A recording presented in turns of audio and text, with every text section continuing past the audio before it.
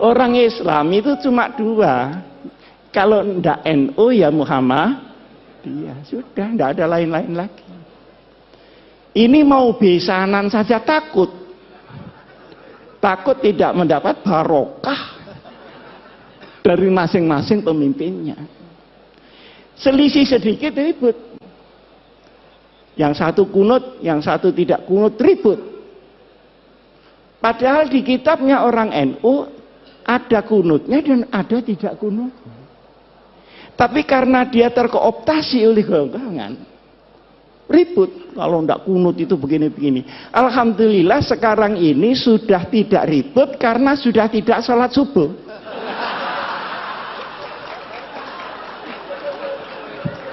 Jadi problemnya sudah kelewat. Dulu Pak Den waktu saya masih habis dari Gontor pulang, beda hari raya itu berkelahi Pak. Takut ini puasanya dosa segala macam. Padahal yang selisih Muhammadiyah sama NU ini kan cuman tanggalnya, kan bukan hari rayanya. Bener apa enggak? Betul. Nah, kalau dibetulkan pengasuh sahih sudah. Yang beda itu tanggalnya. Kalau sholatnya ya itu Allahu Akbar sekian kali takbirnya ya sama. Loh kenapa tanggalnya kok enggak sama? Ngitungnya enggak sama. Kalau NU itu harus kelihatan tanggalnya dan itu perlu 2 derajat di atas ufuk. Muhammadiyah pokok sudah istimewa selesai lah. Ada apa mesti diinceng itu? Apa tamu dia? Lah yang nginceng ini ya tidak mau disalahkan. Karena Rasulullah Shallallahu Alaihi Wasallam itu nginceng. Sampai saya ketika itu Pak Din belum jadi ketua Muhammadiyah. Jadi ketika itu ketua Muhammadiyahnya Pak Syafi'i Ma'arif. Saya diundang oleh Pak Yusuf Kalla. Marah-marah Pak Yusuf Kalla itu. Ini gimana NU sama Muhammadiyah? Masa enggak bisa jadi satu hari rayanya itu? Repot masyarakat kalau begini. Saya tanya, caranya bagaimana Pak? Ya kompromi lah. Caranya, dengan Pak Den ya, maaf, dengan Pak Den. Katanya Pak JK, bagaimana kalau Muhammadiyah turun 1 derajat? NU-nya naik 1 derajat. Oh, kalau begitu langsung cash and carry saja. Ini fikihnya pedagang itu di sini.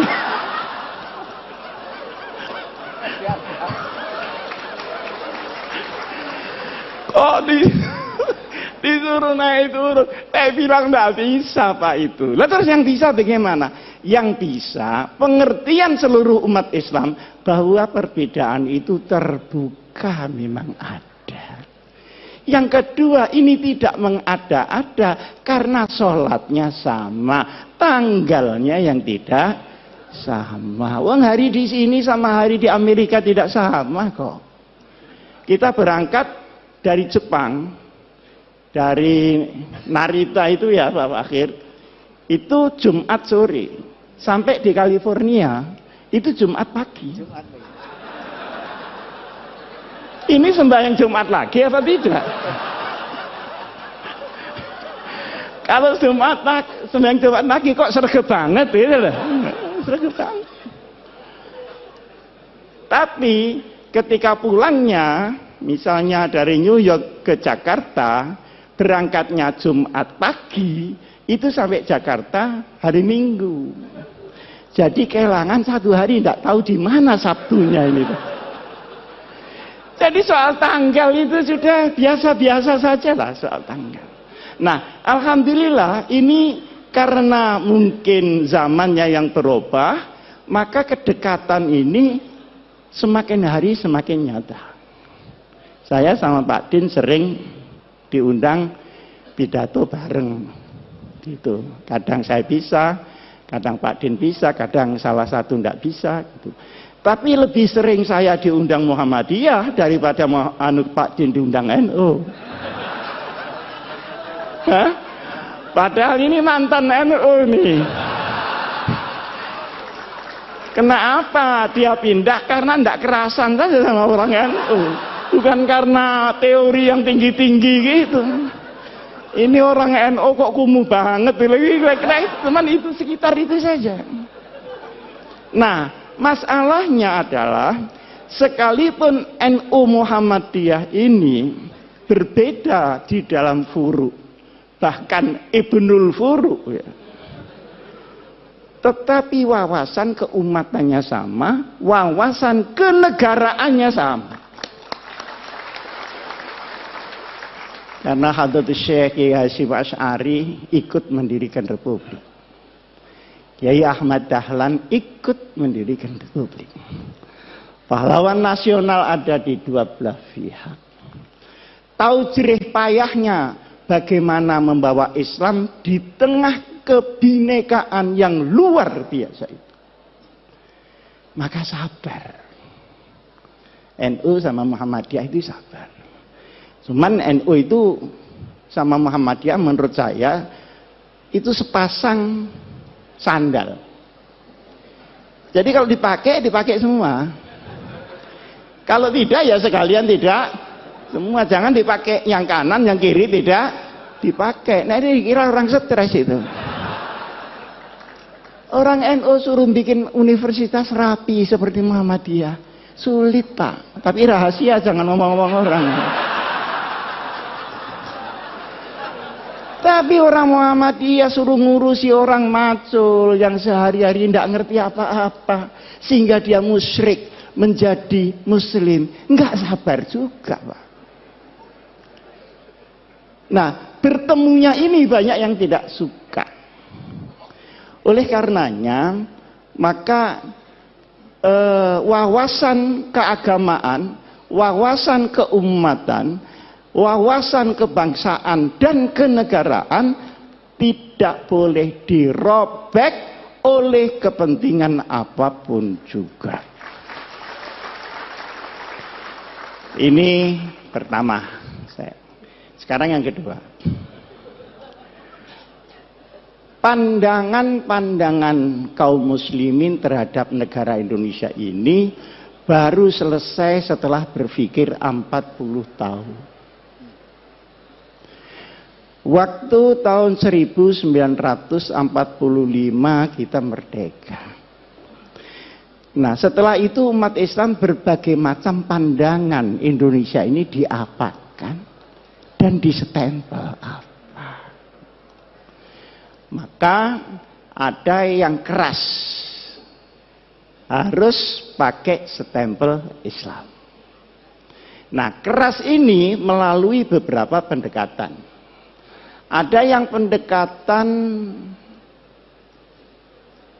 militer, kemudian lahir DI, TII. Ada yang pakai pendekatan militer dan politik, PRRI dan Permesta. Disaingi oleh kelompok-kelompok orang yang tidak suka agama, orang ateis. 48 pemberontakan komunis yang dipimpin oleh Uni Soviet dan pemberontakan 65 yang dipimpin oleh RRC. Saya tidak tahu ini akan ada pemberontakan lagi apa tidak. Nah, masalahnya selanjutnya yang saya maksud begini. Setelah pendekatan militer gagal, dicobalah, ini kok diem saja ada apa? Mendengarkan teman-teman ya? Setelah pendekatan militer gagal, dicoba melalui pendekatan konstitusional. Maka seluruh wakil-wakil umat Islam bergerak di konstituante. Bagaimana supaya negara ini ditetapkan berdasarkan apa? Bentuknya seperti apa? Ada yang minta Pancasila tetap, ada yang minta Islam, dan ada yang minta sosiodemokrasi. Ribet di situ, tidak putus. Artinya dengan pendekatan politik pun juga mentok. Karena ini mentok dan tidak bisa berhasil, maka diambil alih oleh Bung Karno tahun 59 kembali ke Undang-Undang Dasar 45. Nah, setelah kembali ke Undang-Undang Dasar 45 ini, kemudian tahun 55 kemarin ada pemilu, tetapi kemudian tidak menghasilkan apa-apa, baru ada pemilu lagi tahun 71. Tahun 71 orang Islam semua jadi satu, Pak. Yang Pak Idham, yang Pak Muhammad Nasir, yang Pak Kasman Singotimojo, yang Pak Nurholis Majid, yang Gus Dur, semua bersatu membela satu partai bersama, namanya Partai Persatuan. Sampai dengan tahun 82 berhasil utuh, tapi setelah itu mulai retak-retak. Maka sekarang P3 yang dulu dimodali dengan darah dan air mata, per hari ini masih layamutu wala ya. Mudah-mudahan qad aflaha man tazakka. Nah, ini perjalanan. Dari sini ulama-ulama itu berpikir, ini kenapa ya? Di sini kok enggak pas. Ternyata kesimpulannya, Islam di Indonesia seperti tadi yang disampaikan oleh Pak Fakhir itu benar. Islam dalam peradaban belum tentu Islam dalam formalistik. Di sini masalah yang timbul. Nah, akhirnya ketika diformalkan menjadi banyak tentangan dari kelompok umat Islam sendiri. Disinilah maka kemudian dikaji sampai dengan tahun 1983. Berkumpullah ulama-ulama ketika itu di Jawa Timur dan tempatnya di Sukoharjo, di pondoknya Kiai As'ad, ngumpul semua. Cari jalan supaya selamat, sudah tidak ada goncangan-goncangan lagi, ini bagaimana? Akhirnya ditetapkanlah bahwa untuk urusan ideologi negara ditetapkan oleh mayoritas bangsa yang namanya Pancasila, kemudian akidah kita tetap Islam sesuai dengan keyakinan kepada Allah Subhanahu wa ta'ala. Ini baru selesai tahun 84. Pendekarnya ketika itu mungkin banyak orang tidak tahu. Pendekarnya adalah seorang ulama namanya Kiai Haji Ahmad Siddiq. Beliau putra dari Kiai Siddiq. Kiai Siddiq itu asal dari Lasem. Kemudian karena kalah berdebat nahwu, malu pindah ke Jember. Jadi dulu berdebat kalah itu malu. Nah sekarang sudah kalah berkali-kali, alhamdulillah tidak ada malunya sama sekali. Pergi ke Jember. Saya tahun 83, ini belum pernah saya ceritakan di sini. Tapi mumpung ini ada waktu dan saya juga sudah menjelang tua, ada perlunya saya sampaikan. Saya tanya beliau, Kiai, ini penempatan negara dengan ideologi sendiri dan Islam sebagai umat Islam ini politis apa ijtihadi? Jawabnya beliau, ini ijtihadi, bukan politis, dan silahkan pakai untuk selamanya. Nah, karena saya tidak puas, saya tanya, dasarnya apa Kiai? Kemarin saya sudah menyampaikan ke Pak Hasan, kalau setelah saya di kantor itu memang ngaji pindah-pindah begitu, sana 3 bulan, sana 3 bulan, termasuk ngaji di Kiai Ahmad Siddiq. Dibukakanlah oleh Kiai Ahmad Siddiq Mitsaqul Madinah, perjanjian Madinah. Iki sim bahasa Jawa. Iki si sadurunge kowe takon waca dhisik iki. Mitsaqul Madinah. Pada tahun kedua dari hijrah Nabi besar Muhammad sallallahu alaihi wasallam. Nah, setelah saya baca, ya saya bisa lah baca, wong lulusan Gontor masa enggak bisa bahasa Arab. Bisa saya baca. Komentar saya, subhanallah, ini adalah piagam yang paling orisinil untuk demokrasi dan kemanusiaan. The original conception about humanity and democracy. Luar biasa ini. Ketika itu saya membaca, tidak saya apalkan karena memang bukan mahfudhot. Tapi saya masih ingat poin-poinnya. Poin yang pertama, ukhuwah bainal muslimin. Oh, kenapa ya kok tidak ukhuwah Islamiyah ya?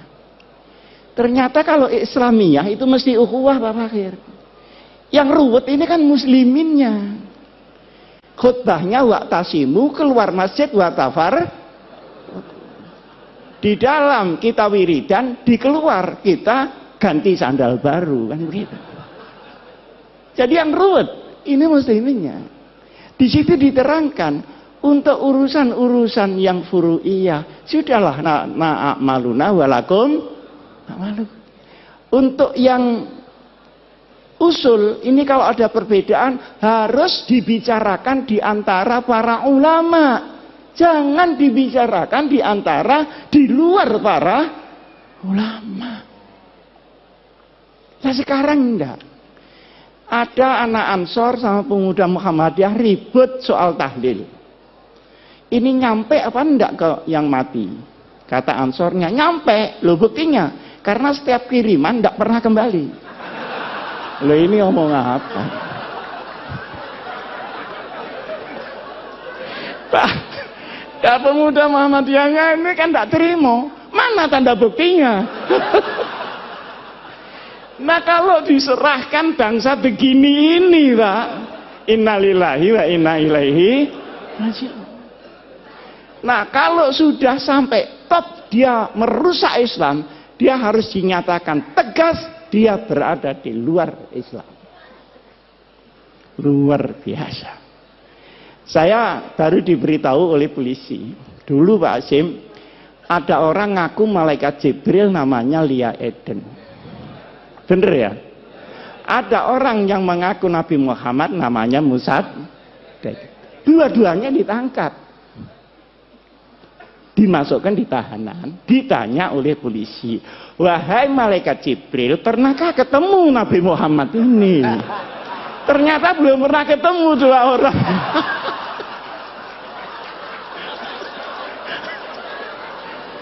Lah kalau sudah sampai ini Pak, ya sudah, harus tegas, tidak usah ragu-ragu. Saya juga menyampaikan sama Al-Mukarram, Bapak Menteri Agama, sudah jangan ragu, katakan itu bukan Islam.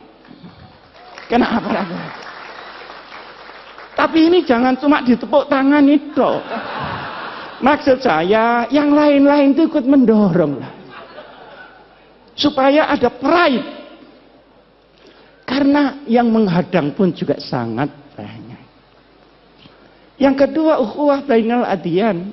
Mana yang bisa dikerjasamakan dengan luar Islam, mana yang tidak. Itu jelas sekali. Sehingga rahmatan lil alamin memang melampaui rahmatan lil muslimin. Urusan yang tidak syariah sudah. Bikin got bareng bangunan tidak apa-apa. Tapi kalau urusan yang syarak, yang akidah, ya lakum dinukum, itu ada tuntunannya Pak. Dan itu disusun langsung Rasulullah Shallallahu Alaihi Wasallam.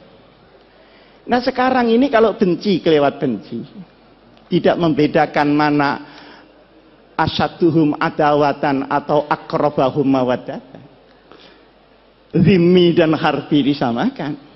Tapi kalau sudah kadung kepingin demokrasi, tahlilan di gereja, itu kurang tempat apa bagaimana? Seperti orang Kristen, tidak usahlah disuruh Jumatan. Nanti sandalnya hilang. Saya kan sering dicemooh sama orang Kristen. Gimana orang Islam itu? Uang ibadah kok sandalnya hilang? Ya mesti saja karena sandalnya tidak dipakai. Nah sampeyan sepatunya dipakai. Jadi yang hilang ya tidak sepatunya, tapi sepeda motornya yang di luar itu yang hilang. Jadi yang seperti disampaikan oleh Pak Din tadi sajalah al-hanifiyatus samkhah, itu pas sudah itu. Ini jangan diumek-umek lagi gitu maksud saya. Nah, kemudian yang menarik lagi, untuk qabilah-qabilah di luar hukum syariat dipersilahkan untuk menggunakan kebiasaannya masing-masing. Ini saya belajar usul fikih di sini juga begitu Pak Hasan. Mabhadi awaliyah. Itu belum mabhadi akhiriyah loh. Masih mabhadi awaliyah, tetap kunci. Karena itu digawa diintil-intil tak garut apa-apa kunci. Bab mabhadi awaliyah. Di situ kan ada al-ahdah muhakkamah. Tapi yang muhakkamah yang bagaimana? Tentu yang tidak khilafis syar'i. Ma warada fi syar'i mutlaqan wala dhabita lahu wala fil lughah yurja'u ilal 'urf. Berarti ada status di dalam adat sepanjang dia menjadi al-'urf yang tidak muta'arif. Ini kan sangat jelas. Nah, sekarang ini semua diubah. Yang lunak terlalu lunak, yang keras kekerasan. Semua yang lain dirinya dibilang kafir, masuk neraka. Neraka semua masuk neraka, surganya cuma dia aja. Lu kok tidak takut masuk surga sendirian? Yang arduhat samawati wal gini-gini ini bagaimana? Nah, ada lagi yang kita merasa bahwa itu bukan Islam, seringkali ya, tetapi sesungguhnya itu pilar di dalam Islam, adalah kepastian hukum. Innallaha ya'murukum an tu'addul amanati ila ahliha. Tu'addul amanati ini untuk Pak Hidayat Nur Wahid. Untuk politisi-politisi supaya membawa amanat rakyat. Jangan 5 tahun sekali datang ke rakyat terus tidak tahu lagi, menunggu 5 tahun lagi. Ini yang tidak tepu, ini mesti pendaftar. Nah, kalau idza hakamtum, ingat bainan nas bukan bainal muslimin, antahkumu bil adl. Penegakan hukum ini harus sama rata sama rasa. Nah, sekarang di Indonesia kan tidak. Hukum naik susah, ke bawah kena. Pajak naik sulit, turun gampang. Akhirnya yang kena yang kecil-kecil. Jadi kepastian hukum. Jadi inti dari hukum adalah al-adalah. Inti daripada politik adalah al-amanah. Kalau dua ini hilang, maka hukum akan menjadi cerita. Dan politik akan menjadi akumulasi kekuatan saja. Luar biasa, Pak. Di bawah ada lagi al-musawah bainal iqtisad. Keadilan ekonomi. Ini tidak sama rata sama rasa, tapi sama-sama merasakan. Beda kan? Sama-sama merasakan. Kalau tadi biar anak saya Fatimah Syarakat lakotok tuh, ya dah. Kalau ini enggak. Masa tukang ban minta rezeki sama dengan pabrik ban? Kan enggak mungkin. Tapi semua kebagian, halalan, thayyiban, mubarakan. Orang sedikit bisa bahagia, dapat banyak bisa bahagia, dapat sedikit bisa menjadi pencuri, dapat banyak pun bisa menjadi rampok di mana-mana. Yang menghabiskan uang negara itu bukan orang miskin, Pak. Orang yang sudah Masya Allah kayanya. Nah, di sini pun adalah ketentuan yang harus ada di sebuah negeri, apapun bentuk negeri itu, kita ada orang Islam di situ, kita harus perjuangkan ini.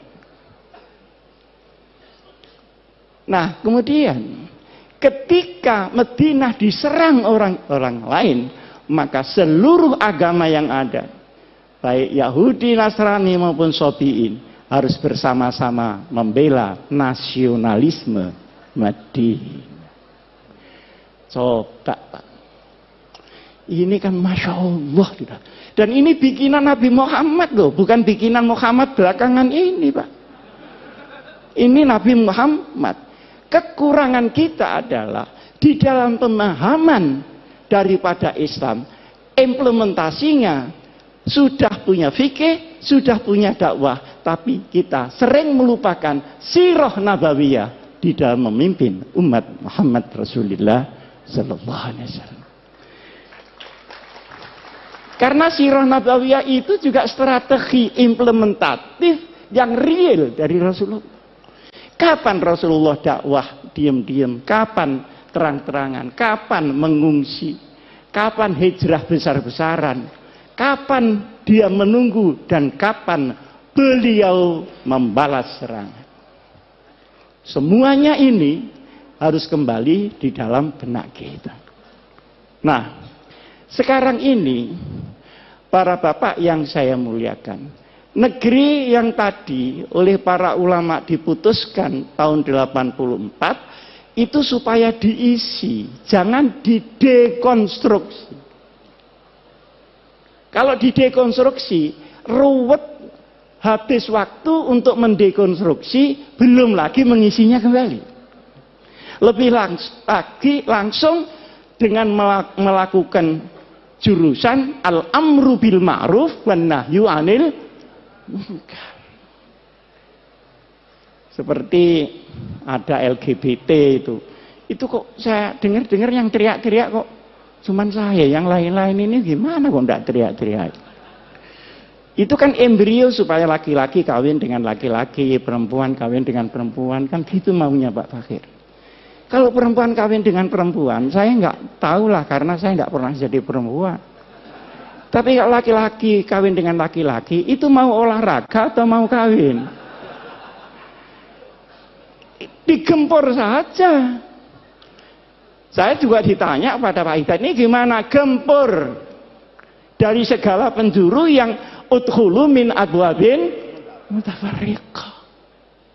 Jadi jangan menghilangkan amar ma'ruf, nahi mungkar, sekalipun kita tidak melakukan dekonstruksi di dalam bentuk, tetapi kita harus selalu di dalam isi. Kadang-kadang kita menemui hadis Rasulullah Sallallahu Alaihi Wasallam,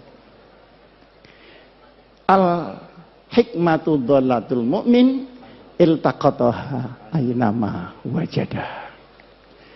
Perkara yang hak itu milik orang Islam. Kalau tidak ada di tempat kamu, ada di tetangga, berarti itu milik kamu yang di sana. Ambil kembali. Jangan tetangganya dimaki-maki karena tetangga.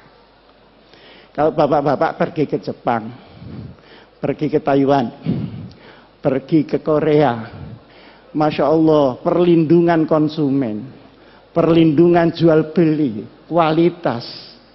Nah ini ada saksinya Pak Fakhir, dilindungi oleh undang-undang. Jadi kalau kita ke Taiwan, kehilangan koper di bandara, pasti kembali. Karena mengembalikan itu biaya negara, dan tidak mengembalikan adalah kriminal. Loh, bukankah sepotong ini juga Islam? Seperti di Jepang, itu kalau ada toko malsu kualitas, langsung ditutup Pak. Jadi wailun lil mutaffifin itu kok jalan di sana, ndak jalan di sini.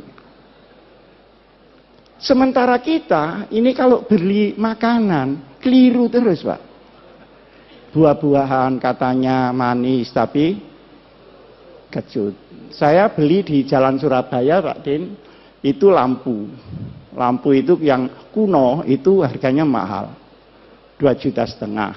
Kalau yang baru itu cuma 650. Saya bilang saya minta kuno, Pak. Oh iya Pak Ji, ini tinggal satu yang kuno. Setelah diberikan saya ternyata baru kan kelihatan baru cetakan itu. Loh Pak, ini baru Pak, bukan kuno. Aduh, sampean nih kok rewel. Sampean biarkan saja. Lama-lama kuno sendiri. Mati.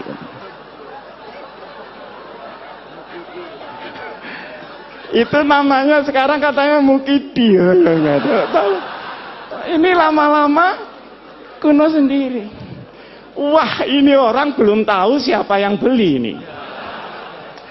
Akhirnya saya bayar 650. Loh, takji kurang ini. Ya kurangnya nanti kalau sudah kuno.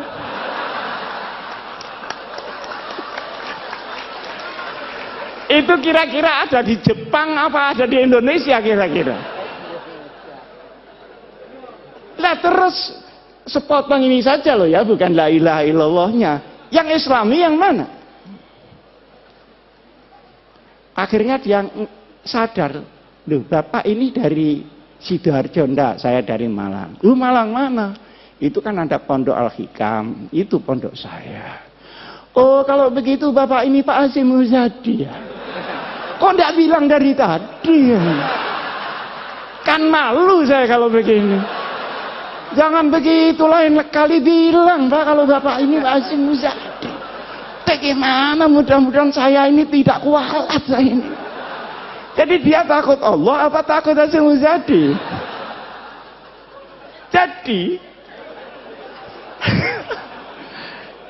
Jadi akhirnya saya itu mikir, ini kenapa ya begini? Pak Fakir kan sebentar lagi menjadi Menteri Luar Negeri, Allahumma. Masa naibul fa'il terus? Lama-lama ini bagaimana ya kok begini? Jadi ternyata setelah kesana kemari, ilmu saya itu ya ilmu keluyuran saja, itu kan ilmu yang berat-berat. Oh kalau begitu, lau anna ahlal qura amanu wattaqau. Itu ahlal kuronya bukan kuronya, Pak. Jadi kita tidak usah bulet perkara kuro, tapi ahlal amanu wattaqau. Fafatahna alaihim. Tapi walakin kazabu, yang kazabu tadi kuronya apa ahlul kuro? Ini bukan tamrinan tapi sudah terang. Sehingga menurut saya yang penting bagaimana kita isi Indonesia. Nah, di saat kita ngisi itu tantangannya luar biasa, Pak. Terutama setelah tahun 2002, setelah reformasi ini. Seluruh ideologi yang baru-baru masuk, baik di kalangan kaum muslimin maupun yang dari barat maupun yang dari timur, semuanya masuk, sementara kita sedang diancam oleh regenerasi yang sudah 100 tahun ini. Indonesia akan ganti penduduk baru. Mereka anak kita atau anak zamannya. Ini menjadi perhatian kita. Tetapi la tayasu min rauhillah. Sekian banyak kita berkumpul.